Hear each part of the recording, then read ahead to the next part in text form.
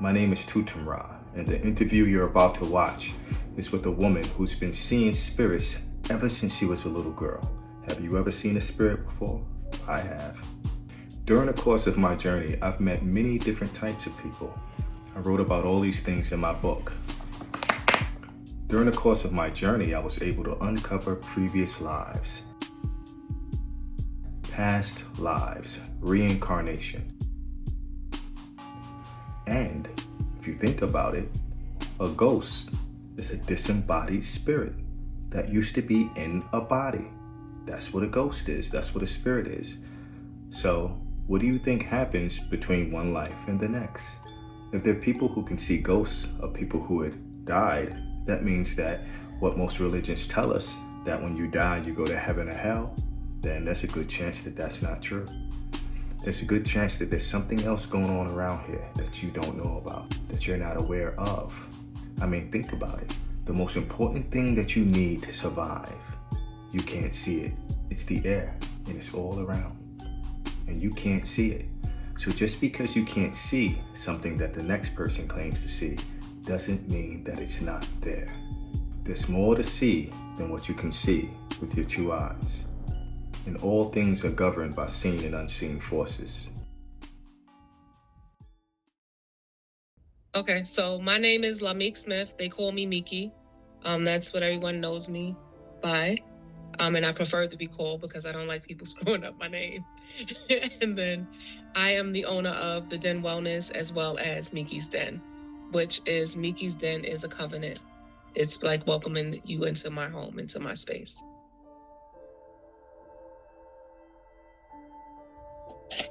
I know that the past, present, and the future, they all flow through the now. They flow through the now. I know that though, I'm currently in this body in the now, but I know that I'm not this body. I know that I am a being of light that's inhabiting this body. I also have the pleasure of knowing, you can call it a pleasure, sometimes it's like pain, the burden of knowing that I've been here before. But that's just one thing.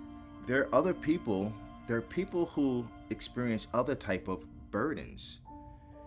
Because I think it might be a burden to see things that other people don't see, right? To be able to see the part that inhabits a physical body when it's not inhabiting a physical body. Most people call that a ghost. Most people call that spirits. It would depend on what religion. You know, it's called, if it's Muslim, they're going to call it a jinn, right? And in Christianity, it's going to be a demon or an angel. Each way has their own different term for seeing entities that do not inhabit a body. And so talking to you, you are a person that sees things that are not inside of a physical body. And so how that relates to me is a part of my journey, it's a part of my story. You are, I might say you're a woman that I attracted in this life. And parts of me, and I'm sure that you feel the same, feel that perhaps knowing the cyclical nature of life, that I probably knew you before in another time, which is the reason why we connected the way we connected. We crossed paths. So with that, I want to tie what we're talking about into the events. Basically, I want to verify, because anyone can write anything in a book. And so my subjective experience is my experience. If I say I see something and no one else sees it, it means nothing. Right. But if I see something and you see something, it begins to be a little bit different, right? And so I wrote about the experiences that I had, but I could be lying about the people that I met and the things that those people saw and the things that those people told me. You know, so, you know, I guess I would like to ask you some questions about your life, about your experiences of seeing, being a seer, and moving that towards how we met and the things that I wrote about in my book.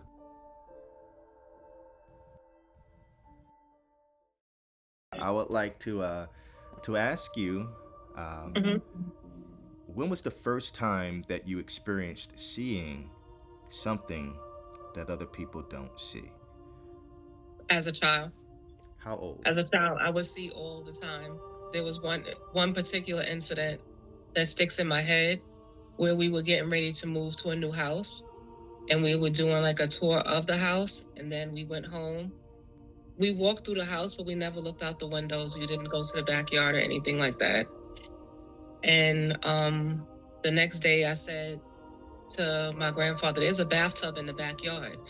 And I remember there was a lady standing at the steps, at the end of the steps. But being that I was a kid, I really didn't understand what it was. So I thought it was a person, but this person was communicating with me. And they did show me this bathtub that I was talking about that was in the backyard. Mm-hmm. So the next day when we did go back, now we looked out of the window from the top floor, and we looked down, and lo and behold, that bathtub was out there, and they turned it into a flower pot. But I said to my granddad that that's not a flower pot that I would want to use, and then he just kind of like looked at me, because I knew what happened to a person in that space, in that house, because I had saw someone at the bottom of the steps that kind of told me, but I didn't understand it at that time. I want to tell you my secret now. I see dead people. In your dreams? While you're awake? Dead people like in graves, in coffins? Walking around like regular people. They don't see each other. They only see what they want to see. They don't know they're dead. How often do you see them? All the time. They're everywhere.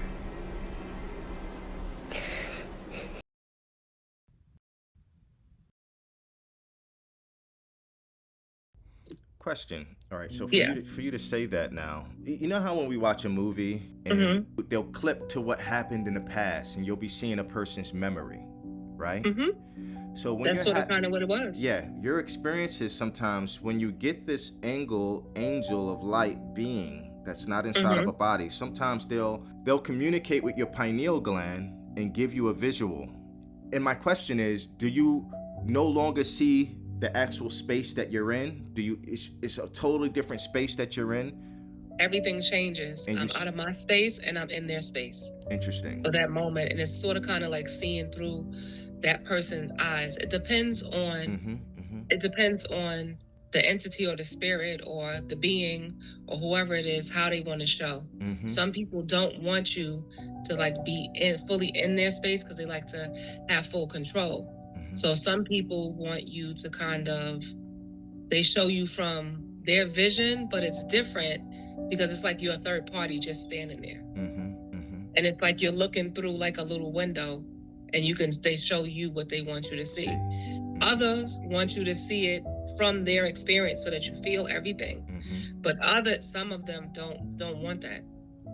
And then others have a way of showing you in a different way where you're both standing there together viewing it. It reminds me of, what's that? There's a movie, it was like a Christmas movie where the 12 spirits or something like that came, and they kept grabbing his hand and taking him to see different things. Exactly. Bear but a touch of my hand there, and you shall be upheld in more than this.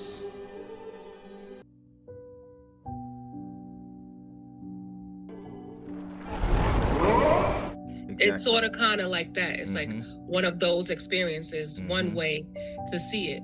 But then it's another way if you go in and you actually feel it because you're in that person's body, physical body. Interesting. You know, the only one time that I've actually seen was my grandfather, and that situation was I was in my studio apartment, but when he appeared shining down on me, nothing else was there. It was just Everything was white, light, bright. The only dark thing was his face. He was wearing white, and but he was brown like he looks, but light was emanating from him. But I was no longer in my studio apartment, so that's the only. Well, other than the other experiences I've had on deep meditations, that's a whole nother story. But so how old were you when you had that first experience that you can remember? I was about maybe 7 or 8. Okay, so between 7 and 8, did the experiences begin to progress? Because if I recall correctly, there was a time where you couldn't hear Yes. the entities, correct? Yeah, right. So, okay, so now like what I was saying about the backyard, and I knew that something horrific happened because I saw it. Like I saw it from this person, like this was the person that was injured in the incident that occurred in that bathtub that was in the back. So like I could feel that it wasn't right, and I knew that I didn't want to touch that, and I would rather not have that in the backyard. Like, could we get it out? Let me out of speak here about because that. Hold up. So basically, you were 7 years old, and there was an entity that wanted to project upon you what happened to them. Think about that for a second. Yeah. Think about that for a second. That their murder affected them so bad that they just still in the other realm. They want to tell anybody who can see. They wanted justice because nobody knew what really happened, so wow. They wanted somebody to know what really happened to them. Let me tell you how I feel. Part of the reason why I'm doing this video, it's a mind. Part of the reason why I have the need to tell my story. I'm not out of the body. I'm in a body now. And I had the realization that I was this boy, Emmett Till. And I refuse. Because when you said the word justice, it binged. That's what Mammy Till said. So that men's consciousness can be aroused and at last justice will prevail. According to a visitation I had the Wednesday after I received the message that Emmett's body had been recovered from the river, I had the experience of almost a one-on-one conversation with a being outside of myself. The interesting thing about what Mammy experienced is that part of my journey of my revelation of my life as Emmett Till started with me hearing a voice the day that I graduated as an Egyptian yoga instructor. And all of a sudden, a presence filled the room. It was just like a huge cloud, and it filled every corner and every inch of the room. And I recognized that as the presence of God himself. I heard a voice that said, "Walk away, you're gonna meet a woman." I met the woman.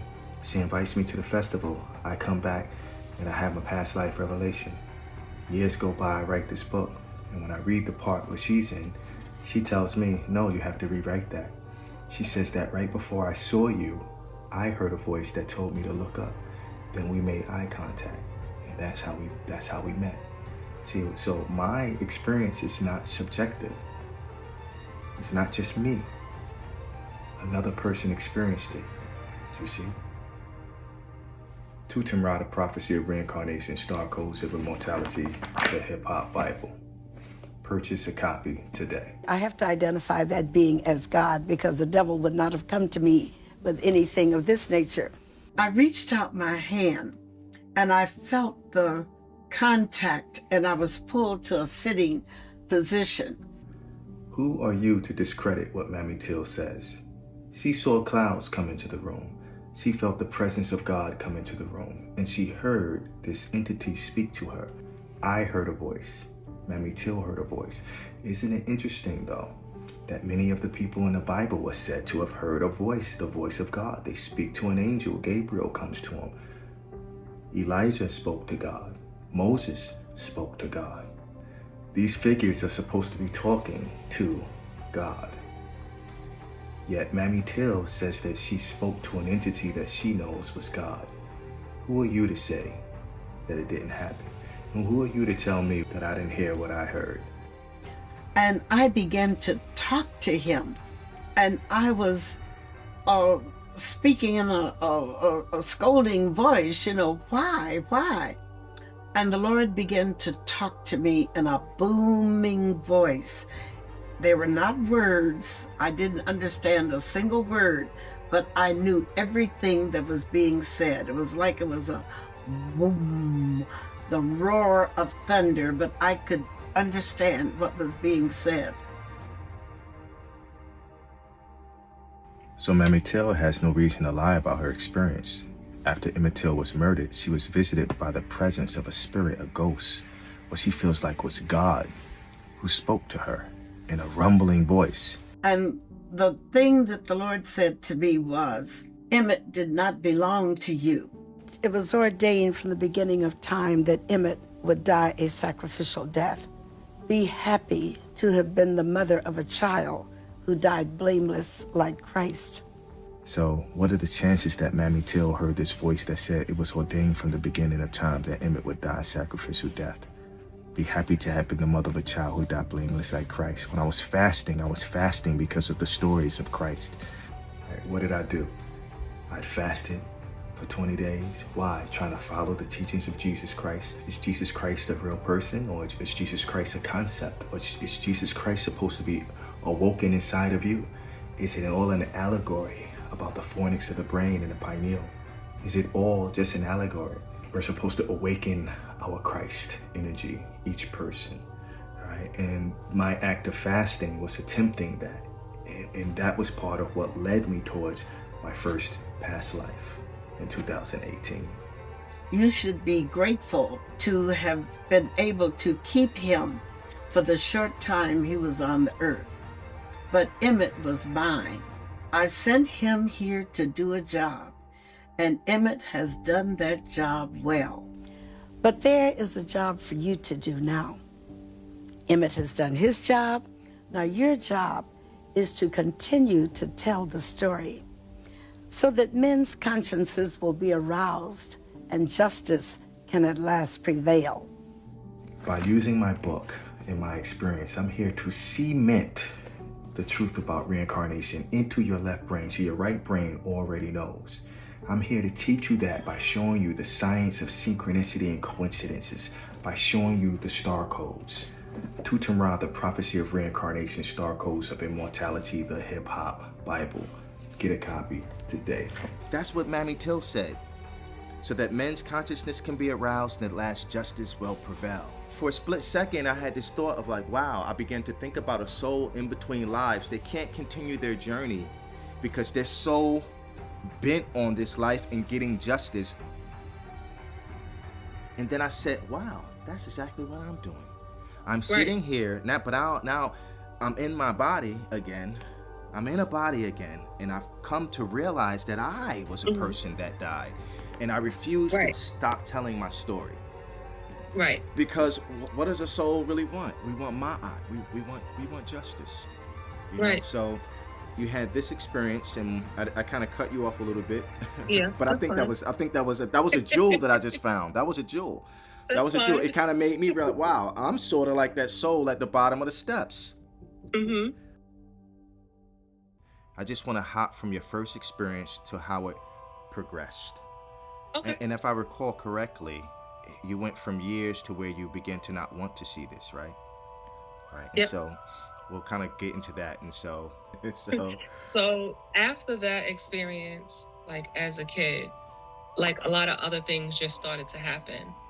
So for me, it was scary as a kid because you don't understand what you're seeing, and then when you mention it to somebody else, they kind of think that something's wrong with you mentally, so you learn to start suppressing these things, so I saw plenty of other people in the streets that have gone to the other side, but I kind of learned to kind of suppress that and kind of walk past them. So for a long time, I was scared and afraid.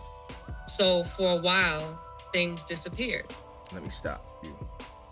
Mm-hmm. So that there are people out here who never, they only know about this by watching movies, and movies with ghosts. So of course people who have never seen an entity, I want to Yeah. I want to probe your statements really quickly.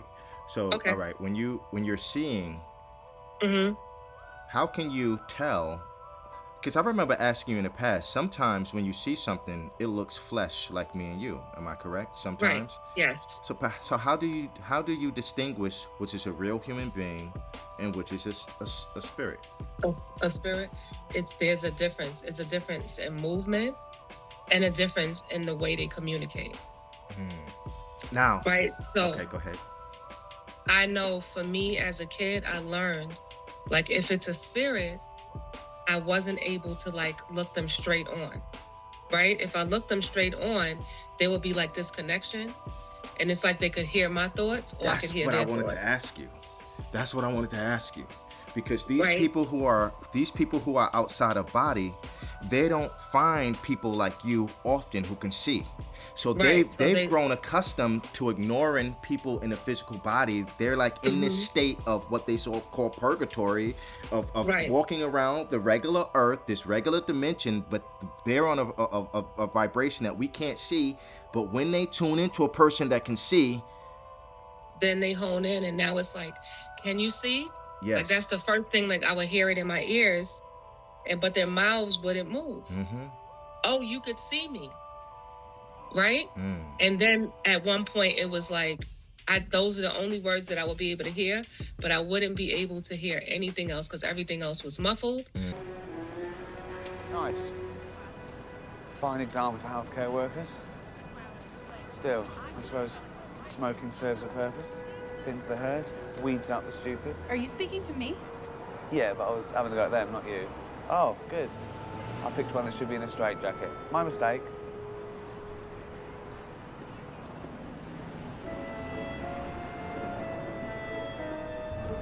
Show it some attention, it follows you home. Unbelievable. Sorry. Did he see you too?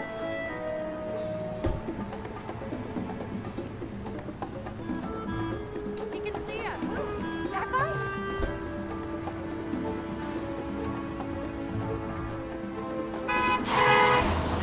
Hey, why don't you open your eyes?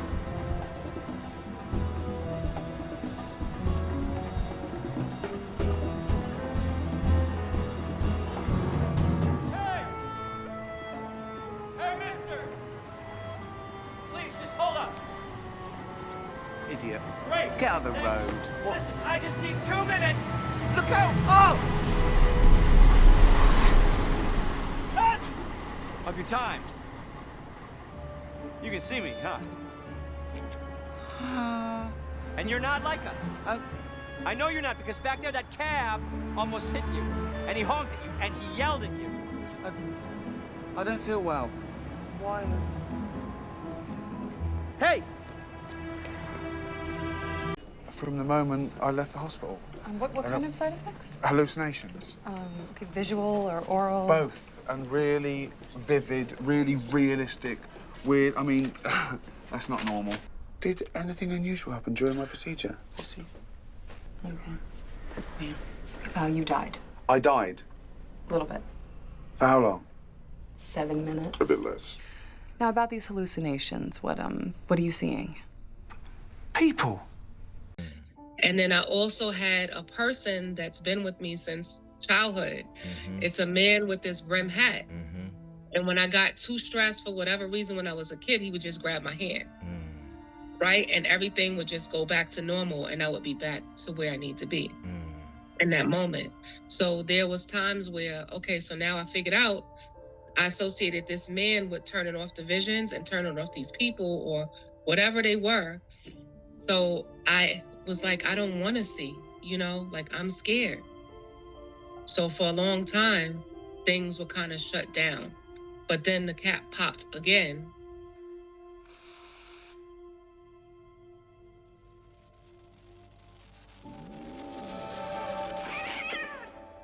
What's the matter, kitty? What's the matter? But then the cap popped again while just sitting on the steps one night. How old were you now? I think I'm like 11. And we had moved into this house now. that I had the vision about before with the person. And we're living there, and at nighttime, I would always hear like footsteps. And I'm like, what is that? You know, I would hear it, but now I wasn't able to see it. And this particular night, I sat downstairs because I used to like to write poetry, and I used to write little things on a notepad as a kid. So I'm on the steps with my book, and then I have my notebook and my pen, and I'm writing.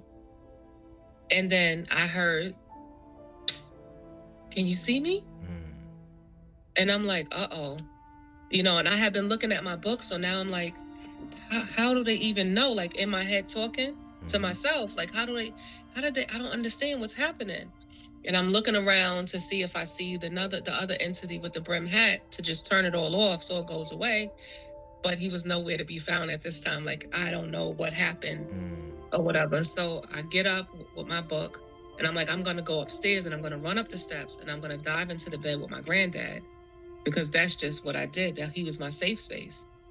So I locked the door, and remember locking the door with the key. And as I went up the steps, everything kind of went in slow motion. And it happened again where I had a full vision again with this person.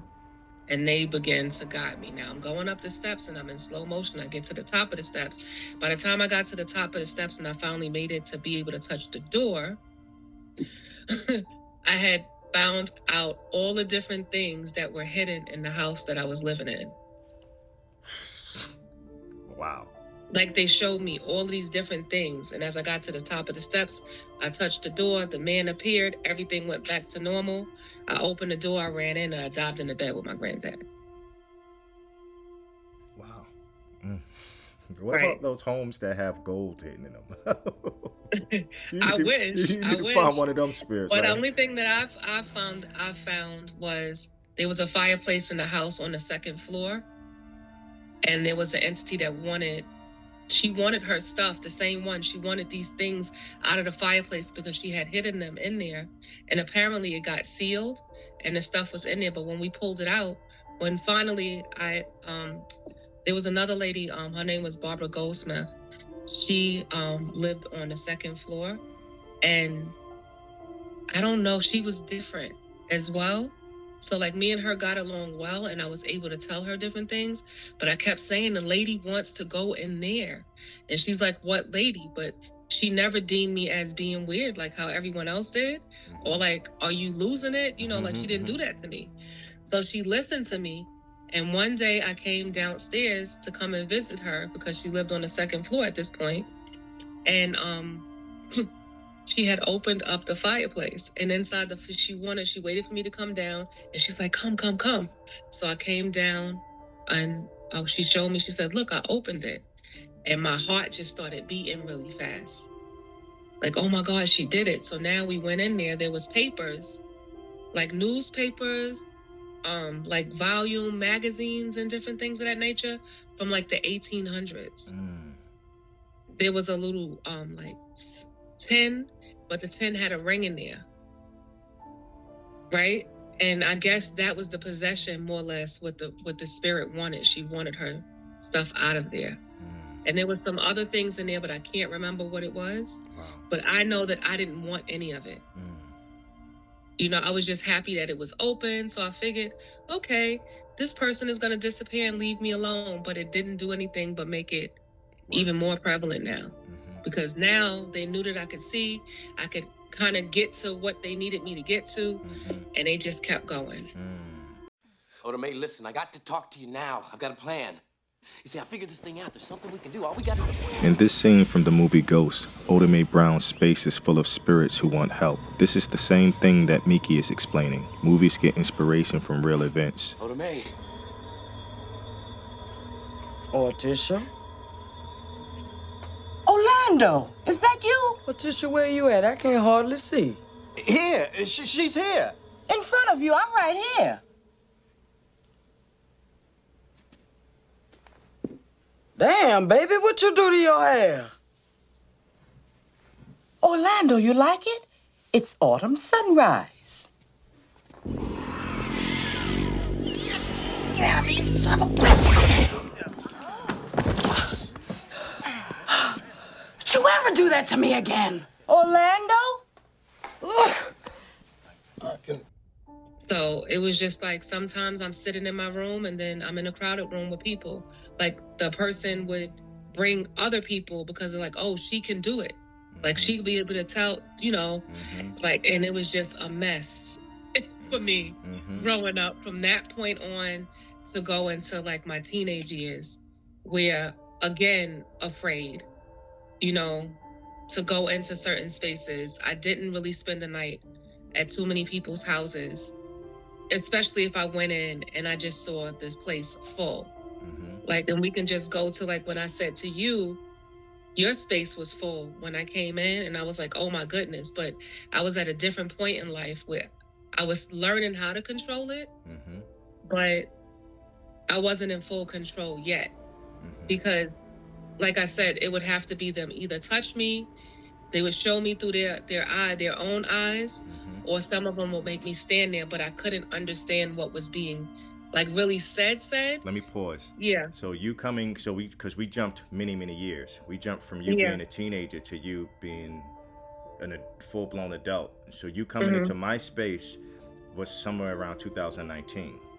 So we jumped many years. Okay, so you want to go back? No, we don't have to. I just for the people listening, to listening to your story, we went from 7 to 11 to a teenager, and so in all those years, my gift is developing more and more, and I'm learning it more and more. But there's a time, like most of the time, it was more or less I'm afraid because there was nobody else around me that I could like tell and they would believe, besides that one person. And then me and her fell out later in the years, so it was just me. So let me put this in context. So Meeky and I met in 2019 at the International African Arts Festival. I gave her mother a massage, and then I gave her a massage. And Meeky wasn't a massage therapist back then, but now she is. She's one of the best therapists in New York City. Please plug, what's the name of your space? The Den Wellness. And where is it located? 1071 Nostrand Avenue in Brooklyn. Boom, got that done. All right, so I'm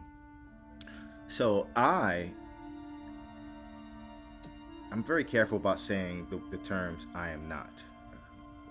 I have not yet opened my eye to the point that I see things like Meeky is frequent. I have seen, like I spoke earlier in this interview, seen one entity. I seen my grandfather on December 18th of 2015. What's up? Hey, Dad. That's what I'm talking about. That was the first.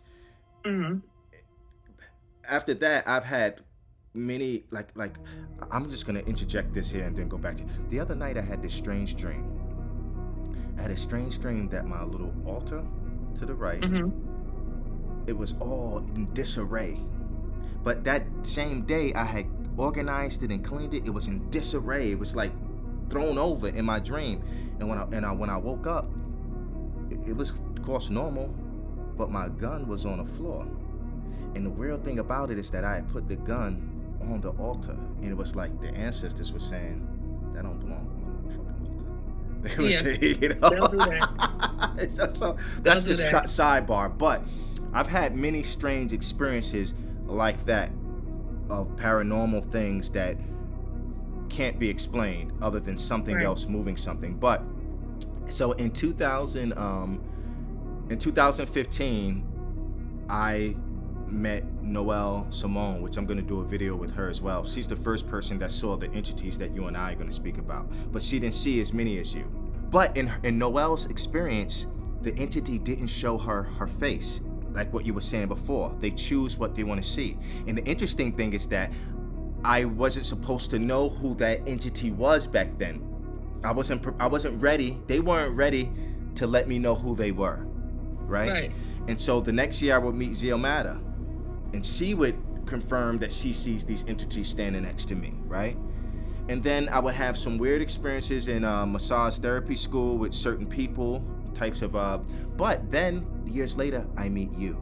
I meet you in 2019, and I become aware of your ability.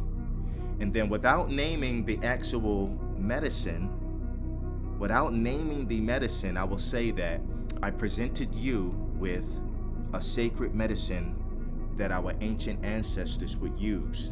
The Native Americans here would use it. They would use it in ancient Egypt. They would use it in all indigenous cultures to commune with the unseen realms. So yeah, I want to be careful with what I promoting these medicines. Perhaps some people are just not ready. Some people are looking for recreation when these shouldn't be seen as recreation. They should be seen as sacred acts and sacred rituals. So I'm careful when I'm talking about certain medicines not to name them, even though I do name them in some of the other videos, and I totally name them in my book. I just want to, be careful, because you can go out there and have experiences that you're not quite ready for, not really prepared to decipher and understand. And so, however, in my book from page 480 to 502, I've taken the liberty of doing a history of these sacred medicines from the beginning of time to now, from pages 480 to 502 of my book, Due to the Prophecy of Reincarnation. Star codes of immortality. See? Star codes. The reincarnation of Emmett Till. The reincarnation of King Tut. And so what I want you to do is I want you to tell the people what happened once you ate this sacred fruit, this sacred bread. It changed my whole the way I experience spirits. Because before, like, it would be a murmur. Like I couldn't get everything that I needed because, like, they were more in control of what I saw. But it allowed me now to flip the switch on them. And now, like, things when they were like, and I wouldn't be able to hear it, I could hear exactly what they were saying, crisp and clear, and I would be able to respond. And then you were able to know. Them. And then you would, it would shock the entities. Because it would shock the entities sometime, and they're like, wait. You can see me, huh? Oh, because they're just like, so it's a different realm, but they're just like us. Like, you know how you ask, oh, you could, so it's the same thing. It's like, oh, wait, I found another one. I found somebody. You can see me, huh? I've got one that can see. Okay, wait, but you could do this? Well, how are you doing that? And then I learned to control it, to be able to control it better. So now I can bring on that person that comes and does this whole snap or clap thing, and then everything just goes. And then I'm back into my space and where I need to be, but so also, that I can focus. You also began to understand who the guy with the hat was now. Yes. Before, I couldn't understand what he was saying either, and I didn't understand. But as a kid, I kind of knew that if I touched his hand, like, he would take me back where I needed to be, because it happened a few times. But now I can actually physically say something, and he'll pop up now in the corner of the room, and he'll just watch. Then when I'm ready to shut it off, I kind of give a nod, and he takes it all away and brings me back to where I need to be. Okay, so now. So I know as long as he's there, I'm not going to get stuck, which is what I was afraid of, being stuck on the other side. And whatever it is that I was. So it was a fear of, if I talk to these people or whatever, because, you watch movies. Yeah, definitely. And they touch you, and then you're stuck in this realm. And it's like, I don't want to get stuck here. Like, this is not what I want to do. That's got to be scary, definitely. I've never seen the man with the black hat, but have you? Meeky's not the only person I've ever heard say that before. I've heard other people talk about seeing the man with the top hat or the black hat. Have you? Yeah, but also I want to make note that when I did try the magic fruit, yes, what happened during that time? Like, it turned the room into like a real Willy Wonka and chocolate factory. Like, all of these different colors were on the ceiling, just making its way across the ceiling all over the place. And I remember saying to you, can you be still? But you said you are still.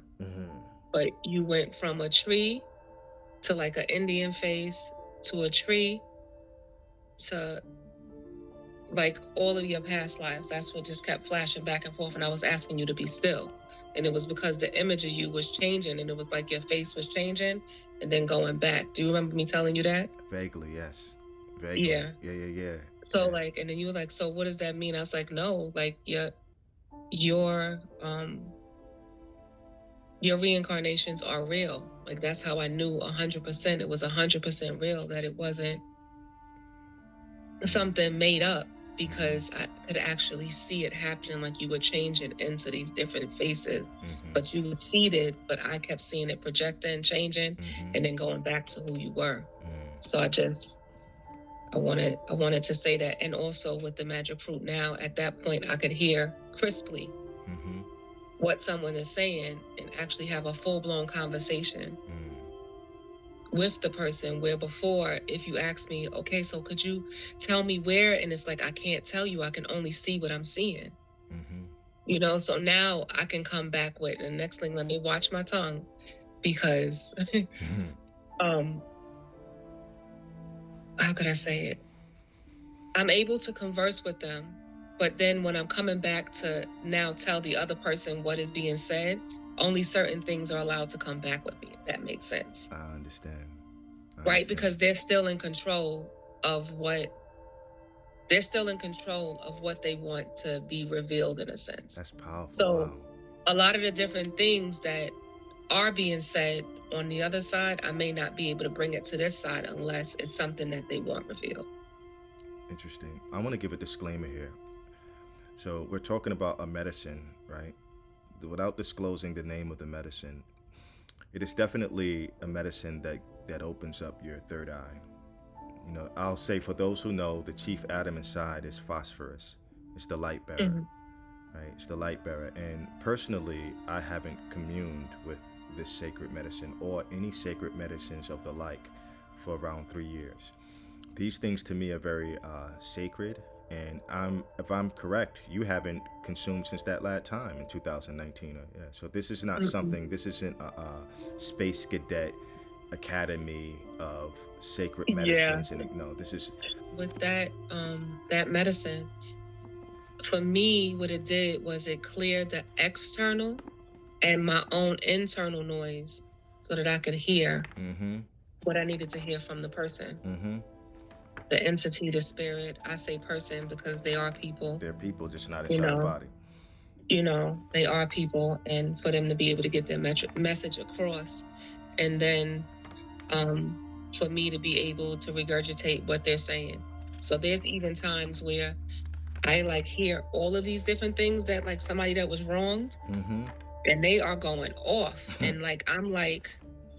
And I'm just like, slow down. Can you slow down? But then when I go to tell the person what's happening, and I'll just say to the person, like, you know what you did.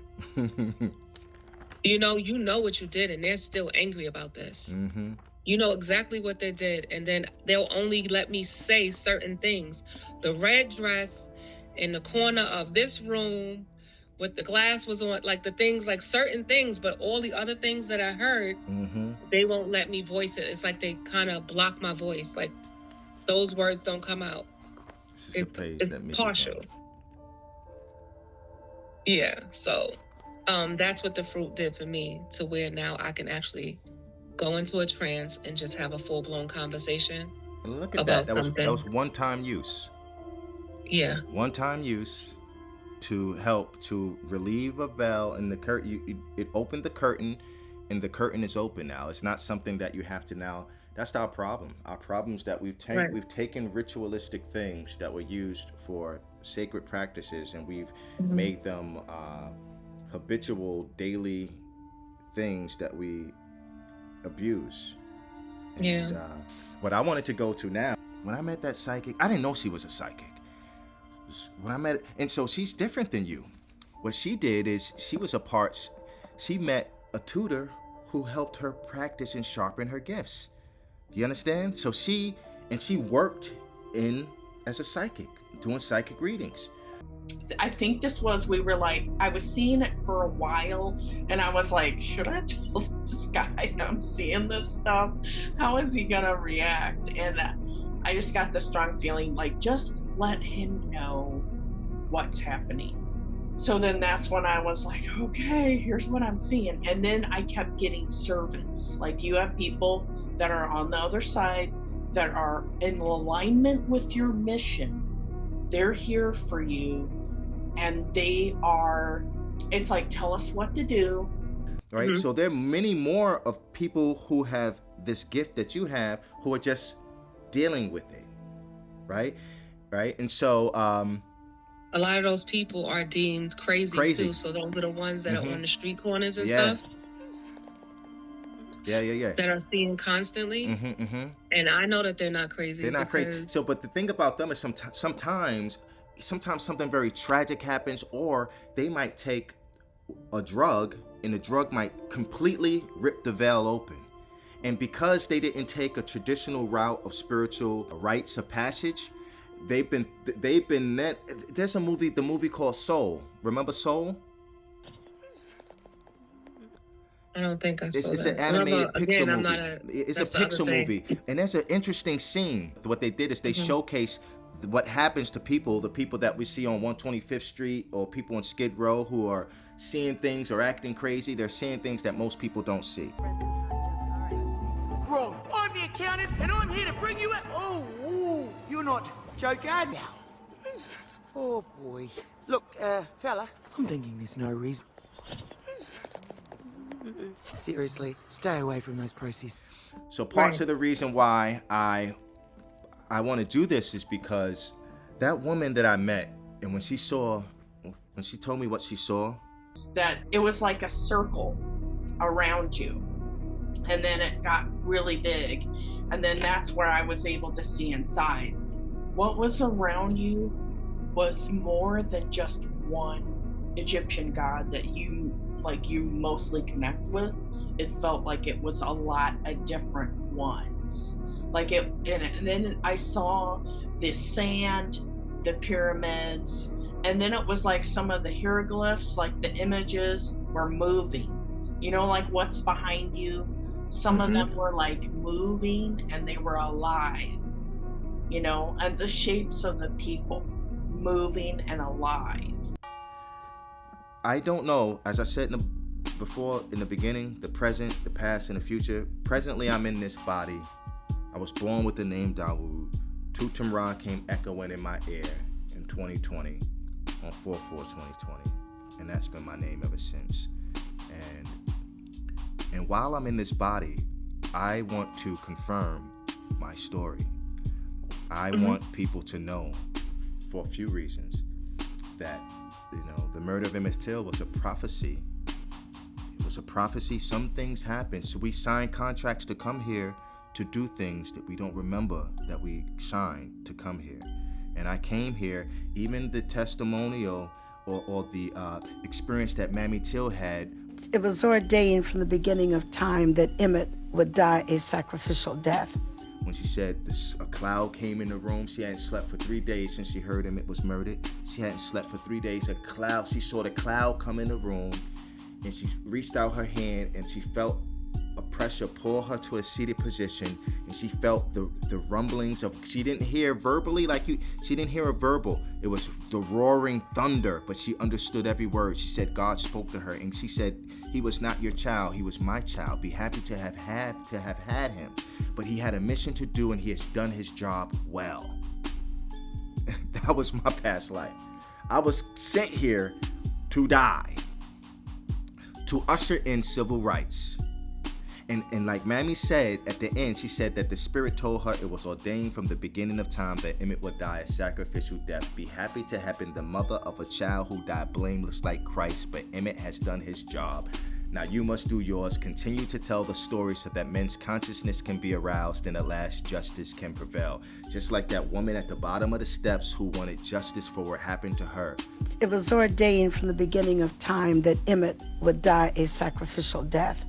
Be happy to have been the mother of a child who died blameless like Christ. And so here's the thing about stories from the past. It's easy to write a story. It's easy for me to tell people, oh, this happened. But now we're in the age of information. We're in the age of internet. We're in the age of Wi-Fi. We're in the age of chats and podcasts. And you are a woman that sees. So what I want you to tell the people is who you see standing at my doors. So you had, when I first came in, there was two gods. One, an Egyptian figure, and then another one with like older clothes, like from way back in the day, like with the neck, the smock, and the apron around the front, just like old like clothes that you see in movies. And as you're walking up the hallway, the Egyptian one flashes and moves and follows you, like, and repositions themselves. And then in the corner, like there was one all the way in the other corner on the other side, and that one looks like that one is a woman. And for whatever reason, for the most part, they were all women. There was only one male that came in later on named Robert, that from time to time when I need to get in touch with you, Robert appears at my house. What about the Aten Ra person? Was this a female? No, Aten Ra is a male as well. Okay. He's a male. Yeah, he's a male as well. But the weird thing about the case with you is that they stood at your doors, but like I kind of knew when something was going on with you, because at that point they would show up and be like near my steps. Interesting. Of my steps of my bedroom when I come out. Interesting. So you knew when to reach out to me because my guys would appear to you. Yeah. So it's just... that's interesting. So let me be clear. So I'm gonna do an interview. I don't know if I'll be able to get Zia Mata to do an interview. But Noelle was the first person to let me see the woman who was at my front door with the little curtain around her neck. And I know this is gonna be hard to digest for most people, but through a series of conversation with Zia Mata and with you, I come to confirm that the woman at my door is no other than Harriet Tubman. All right, so one of the Egyptian women in my hallway, you said her name was Anat, right? Yeah. I had never heard the name Anat. Upon researching her, she was a goddess that protected the pharaoh during battle, right? See, I didn't. Of course, I never heard that name. You never heard that name. You never heard the name Aten Ra before you said it, right? But here's the interesting thing. I had never heard the name Aten Ra before you said it. But that was when you told me about Aten Ra, it's in the book here. That was years ago. That was 2020 or 2019. I wouldn't become aware of a man named Walter Sinque until last year. Walter Sinque is a man who believes himself to be the reincarnation of John Adams, and he did the writings about how President Kennedy was the reincarnation of Lincoln, with all those connections, right? And other historical people, right? But he got a lot of his information from a psychic who channeled a deity named Aten Ra. I found that out last year. So that in itself I found to be very coincidental. You see what I'm saying? Now you've gone from a position where you're very skeptical about any psychic or any medium to where you're seeking psychics for validation. Right. But in about the dozen psychics that I went to, none of them seemed to have the ability to make accurate past life matches. And then I was introduced to Kevin Ryerson. Yes.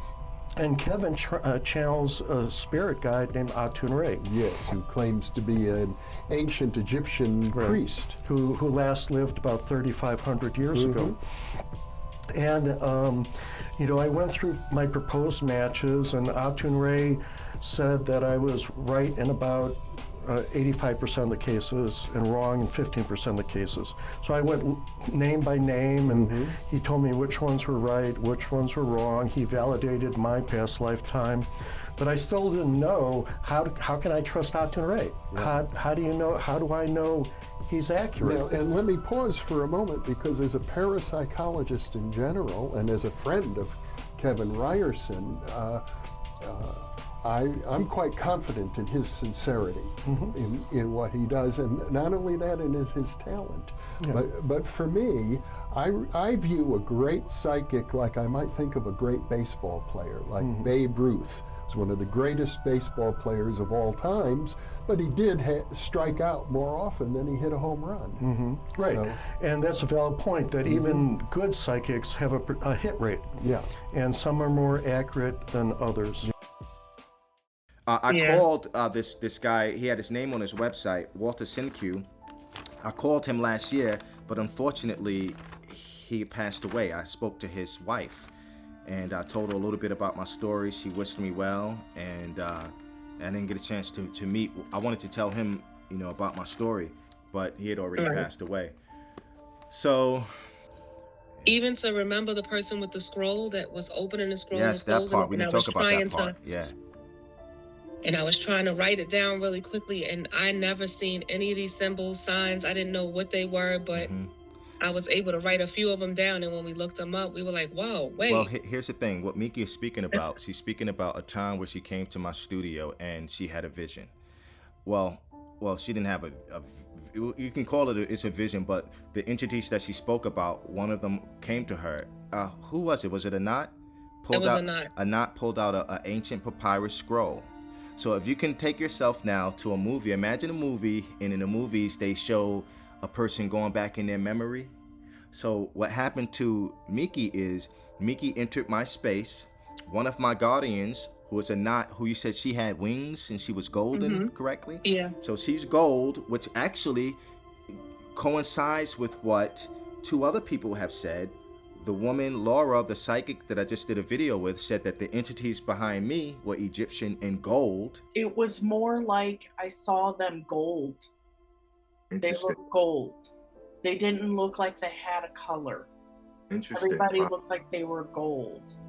And Zawadi, who I wrote about in this book, who I may do an interview with as well, said when she first met me on 145th Street and 8th Avenue in New York, she knew she needed to know me because she's a seer and she saw a gold light emanating from me. So all these things are running concurrent, same story, right? Of 3 different people who are able to see. So now that this happened, January 13th of 2020, this happened with you with the papyrus scroll. And then on April of 2020, I would have the past life of Tutankhaten. And then I would take the course with Mfundisi and I would complete the first level of Metal Netta hieroglyphics. So now Meeky's in my apartment and a knot appears and she pulls out a papyrus scroll. And so here's the thing. And I'm gonna be completely transparent. I still need to learn the Metal Netta better. I can pull out some words right here. I can pull the word Amen. It's right there. That's the word Amen. Amen. Praise Amen. It's a man praising. Praise Amen. So I know some words. Look at the lotus flower right here. Look, he's the sacred medicine. Sacred medicine. So, but at the time when this happened, I pulled out a deck of hieroglyphic cards and I put them all on the floor. And I said, what do you see on the scroll? And so we used hieroglyphic cards. Meeky looked on the floor and said, I see that. I see that, that. And we tried to put them in order. Somewhere in my piles of paper somewhere, I have that I didn't put that, I didn't put a copy of that in the book, but I have that somewhere. And there, I was able to decipher it slightly. I can't remember everything, but it actually, here's the weird thing. It almost said the name, oh wow. It almost said the name of Mfundisi Jehutimis's shrine. And this is where I would eventually learn how to speak Metal Netta, the hieroglyphics. I would complete his course. You see what I'm saying? It's like, right? Because now look, to people who are listening, most people who have tuned out, they don't think it's real. But had I had this stick-to-itiveness years prior, I could have made more of that moment with Meeky in a time when an ancient papyrus scroll was rolled out in front of her for me. And so listen, even Meeky though, if Meeky was on her ding and knew the Metal Netta, she would have been able to look at it and read what was being said. So on both of us, you feel me? Right. Because Meeky also is being beckoned by the ancestors. Tell the story of your cuff, of how you got your cuff. Your cuff with my eye on it. Yeah, one of my clients at the time, because I make jewelry as well. And that's another whole story where I just make up in the middle of the night and wire something. And I wake up and it's sitting on my nightstand. I just recently did that with another ear cuff that's sitting on my on my computer desk now. Mm-hmm. So she buys stuff from me all the time, but she went to Cuba. And while she was there, she said she saw a person on the side of the road selling jewelry. So she asked the person to stop. She got out and she went to go look at this jewelry. And she's like, oh, this one would look really good. You know, she wanted to bring me something back. So she bought to buy me this item. So she bought me the cuff. And the cuff, she left that day, right? She left and then she asked the guy, the driver that she had to go back because she decided that she wanted to go back to get another one. But he said, I'd never seen that person there before. Like, this was like unusual for somebody to be where they were because it was nothing. It was in the middle of nothingness. And this person was there with this like little piece of fabric with a few pieces of jewelry laying on it that they had handmade. So the cuff came back and she's like, I guess this was supposed to be for you because they never saw this person ever on the road, and she brought it back. So now I wind up wearing a cuff now that has my aunt on it that I really don't go anywhere without. Even if I'm not wearing it, it's in my bag, it's somewhere near me. My cuff is somewhere. And I feel off when I don't have it with me. It's like I feel like it's a protection piece at this point. Hey, Meeky, listen. Here's a question for those people who just listen to that. Because I've had experiences where things appeared and it wasn't there a second ago. Like even that, I've mentioned my weapon on my altar. I wake up in the morning, it's on the floor. I didn't put it on the floor. In the dream, my altar was all in disarray. Like on my altar, I have Osset and the saw standing next to each other. And in the dream, the altar was thrown against the wall. They were together, but they weren't falling. They weren't broken. And when I woke up, the weapon was on the floor. It was like, that doesn't belong on my altar. So here's the question. If a tree falls in the forest and no one's there, does it make a sound? The question is that, who was that person that gave her that physical item that she now still has in the physical realm? Was that a physical person, or did someone materialize themselves there and give her that? Or it could be more rational. Perhaps, yes, a random person just felt the need, a human being that inhabits a human body and that probably still exists, that just randomly picked that spot that day. That could be. But I just want to I want to tell you that there are a lot of strange things that happen here in this plane that we call Earth. Earth is not what you think it is. Exactly. Earth is a game of the soul.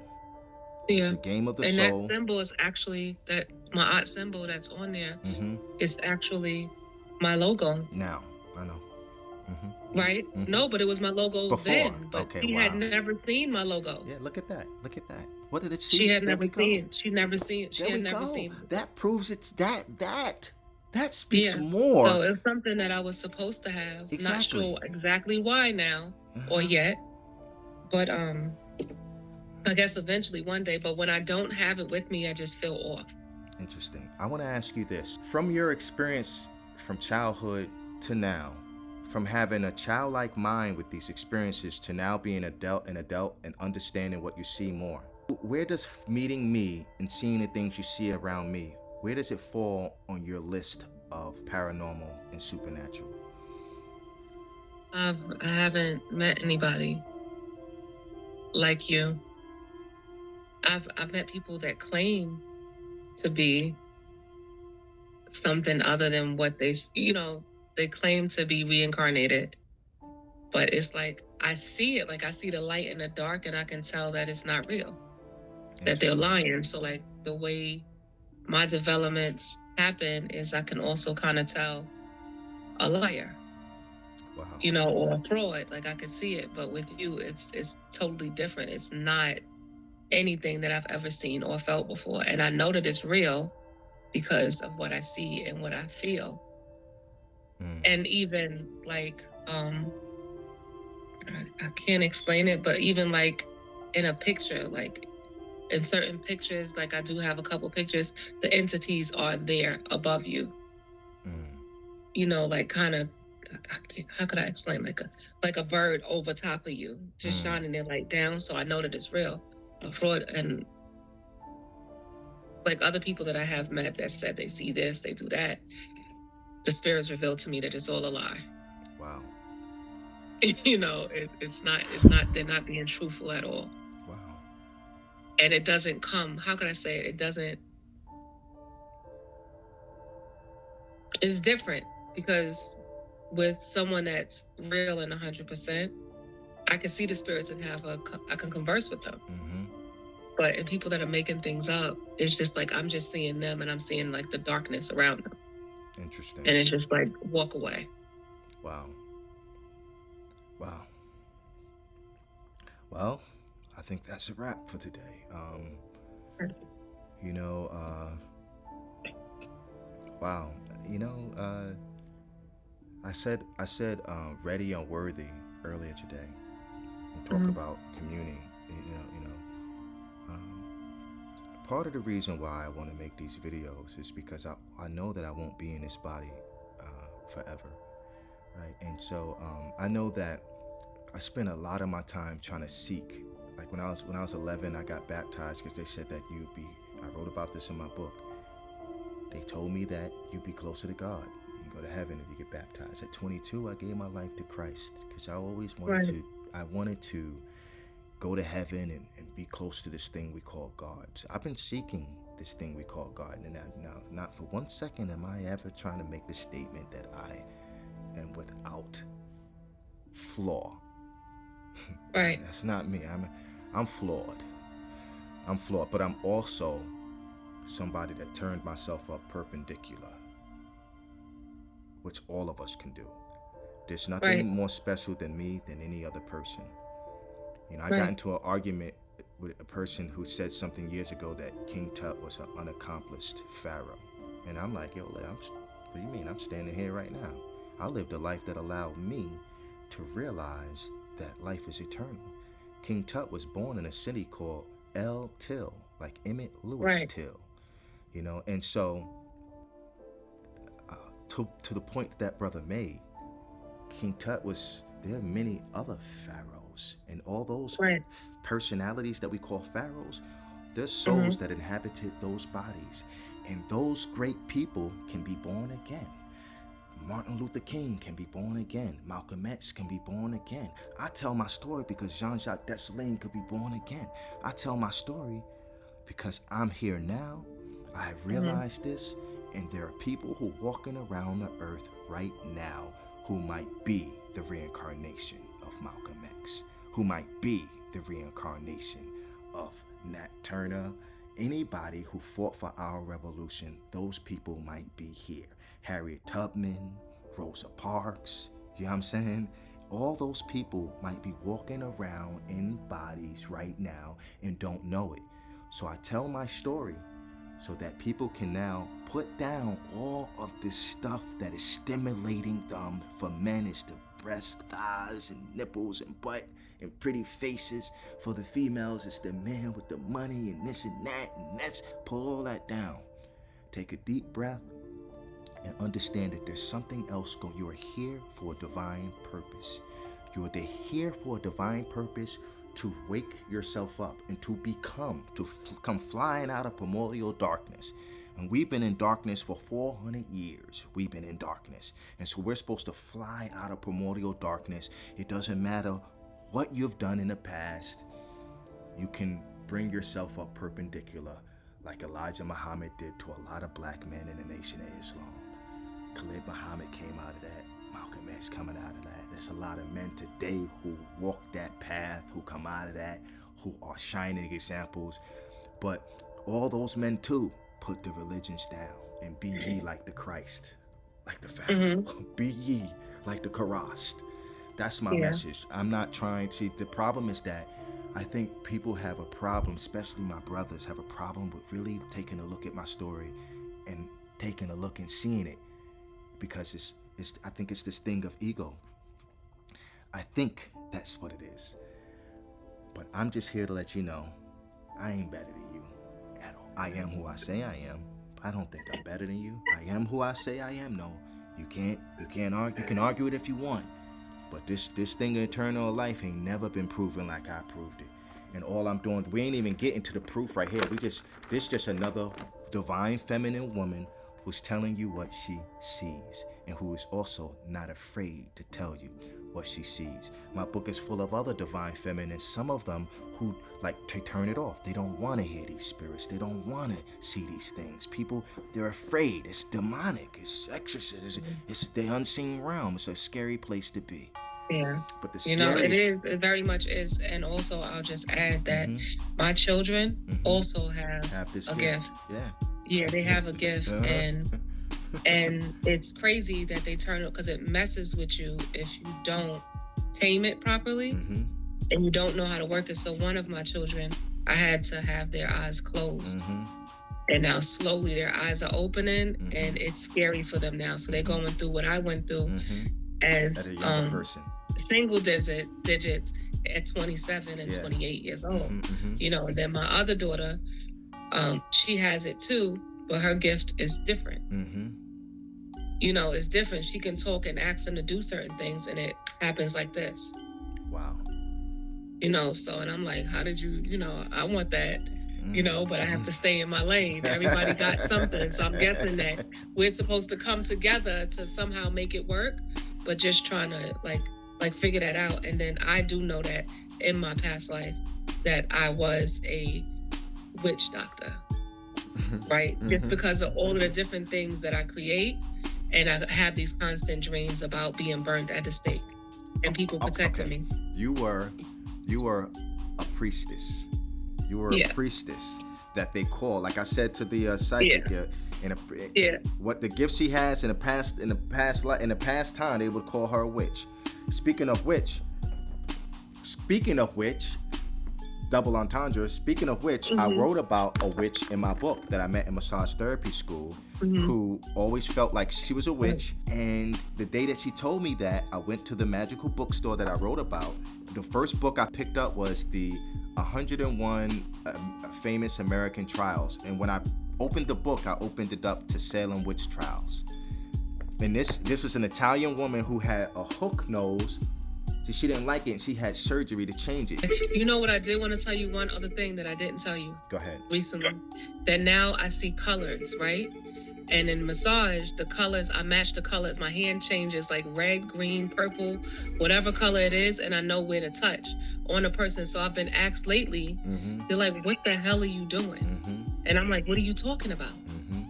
You know, I don't know. Your muscles tell a story, but like to tell somebody, this is my first time saying, I'm seeing the colors now. So it's like how musicians see music notes. I see colors on pressure points on where to press on the body and where to go next. So now I'm guided. That's just amazing. Yeah, so that's something new that's like progressing now. And it's just like, what? All right, so... And I'm having people tell me, oh, I felt like I was levitating and floating. People that have never gotten a massage before, people have gotten a massage before, to the point that they're like, what the... And they just go ahead and book their next appointment. All right. You know, and I'm just like... Plug Meeky's Den again. Oh, it's the Den Wellness. So I have Meeky's Den, which is jewelry, body products, and everything else. And then the Den Wellness is massage therapy, sound bowl therapy, and healing, located at 1071 Nostrand Avenue in Brooklyn. All right. And I co-sign on Meeky's Den Week, Meeky's Wellness. All right. Love you, my friend. We'll talk again soon. Okay. All right. Later.